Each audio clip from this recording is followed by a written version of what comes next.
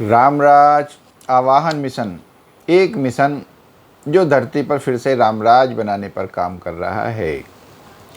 आओ चलो चर्चा करते हैं जीवन एवं परमात्मा की, जो हमारी रामपन की बुक पार्ट 20 के पेज नंबर 16 पर लिखा हुआ है। जीवन एवं परमात्मा।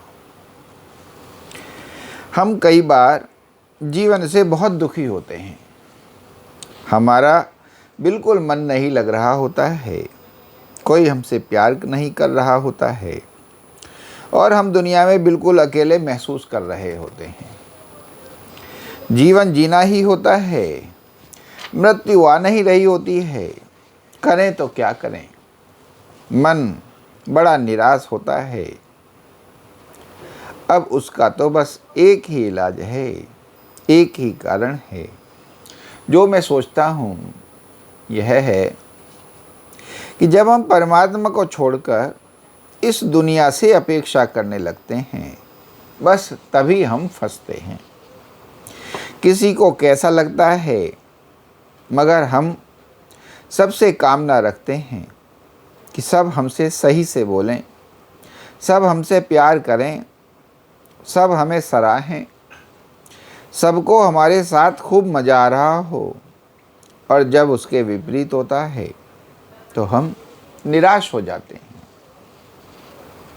हकीकत में हमारा परमात्मा के अलावा किसी और से संबंध होता ही नहीं है। अगर हम ऐसा समझने एवं महसूस करने लगें, अर्थात अगर हमें लगने लगे कि जीवन जीना सिर्फ एवं सिर्फ हमारी जिम्मेदारी है, किसी दूसरे की नहीं,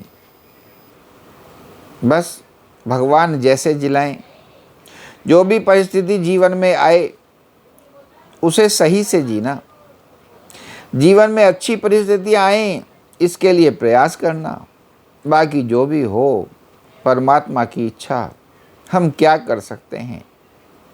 सभी को सुख, आनंद, प्रसन्नता देने का प्रयास करते रहें। अब होगा क्या, दूसरा क्या समझेगा, क्या मानेगा, यह तो परमात्मा ही जाने। बस परमात्मा पर भरोसा रखते हुए भगवान जो करेंगे ठीक ही करेंगे, बस करते रहें, करते रहें। आपका जीवन परमात्मा के सहारे कट ही जाएगा। हो सकता है भगवान आपका दुख दूर करने के लिए परिस्थितियां एवं साधन ला ही देंगे। बस एक ही इलाज है, अपने जीवन को सिर्फ स्वयं में एवं सिर्फ परमात्मा में ही स्थापित कर लेना। बाकी सब तो सिर्फ साधन हैं। अब जैसे भी हमें भगवान देवें, उन्हीं के द्वारा जीवन चलाना है।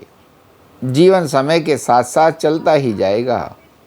बस उनसे उम्मीद न रखें, उनसे द्वेष ना रखें, उनसे बैर ना पालें, सब अपने ही हैं। कितनी सुंदर बात है जीवन और परमात्मा। हकीकत भी यही है, क्योंकि ये जो जीवन है ये परमात्मा का दिया हुआ है, परमात्मा की इच्छा से चलता है। वो तुम्हें कैसे जिलाना चाह रहा है,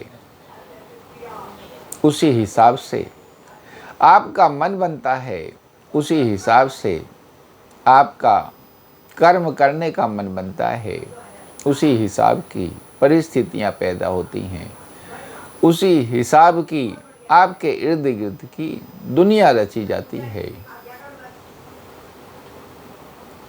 प्रभु इस दुनिया के रचयिता हैं, उन्हीं की इच्छा से, उन्हीं के इशारे पर ये दुनिया रचती रहती है।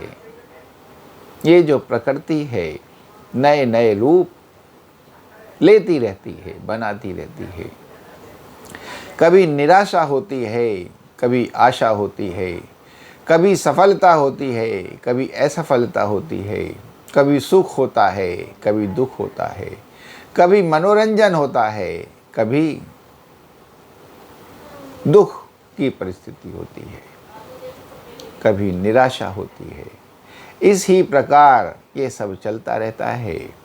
मगर जिस इंसान को भगवान में विश्वास, जिस इंसान को भगवान का सहारा, जिस इंसान को भगवतमयता हो जाती है, उसका जीवन अपने भगवान के सहारे आराम से चल ही जाता है। जो स्वीकार भाव में जीने लगता है, जो स्वयं में जीने लगता है, वह स्वयं में जी करके शांत रह ही पाता है। क्योंकि दो स्थितियां हैं, इंट्रोवर्ट और एक्सट्रोवर्ट। एक आपके भीतर की दुनिया है और एक आपके बाहर की दुनिया है। भीतर की दुनिया में भी परमात्मा है, बाहर की दुनिया में भी परमात्मा है। बाहर की दुनिया दूसरों पर निर्भर करती है और भीतर की दुनिया आप पर, स्वयं पर निर्भर करती है। तो जो आत्मनिर्भरता है वो तो स्वयं में ही है, वरना तो जब आप दूसरों पर निर्भर होते हैं तो उसका कोई भरोसा नहीं होता, उसकी कोई निश्चिंतता नहीं होती है। क्योंकि आप भरोसा तो स्वयं पर ही कर सकते हैं। इस प्रकार, इस तरह स्वयं को अपने भगवान का एक अंश मान करके, भगवान का सहारा मान करके आप इस जीवन को जिएं। ये जीवन चलता ही रहेगा, आसानी से निभता ही रहेगा और परमात्मा को देख देख करके, परमात्मा को समझ समझ के आपके द्वारा सुंदर सुंदर कार्य होते ही रहेंगे, जिसका परिणाम ये होगा कि आपके जीवन में सुख, शांति एवं आनंद बना ही रहेगा। बोलो श्री रामचंद्र भगवान की जय, पवन सुत हनुमान की जय। और कितना सुंदर वर्णन, जैसे ये सच्चिदानंद की राहें हैं, सत्य की राहें हैं, सद चित आनंद की राहें हैं। हम चाहते हैं हमारी इस वीडियो को ज़्यादा से ज़्यादा लाइक, शेयर, कमेंट एवं फॉलो करें और हमारे चैनल रामराज्य आह्वान मिशन को सब्सक्राइब करें, ताकि ये जो भाव हैं, ये जो सद की ज्ञान गंगाएं हैं, जन जन के मन तक पहुँचें और लोगों के मन उनमें स्थापित होकर के आनंद विभोर हो सकें। जय श्री राम।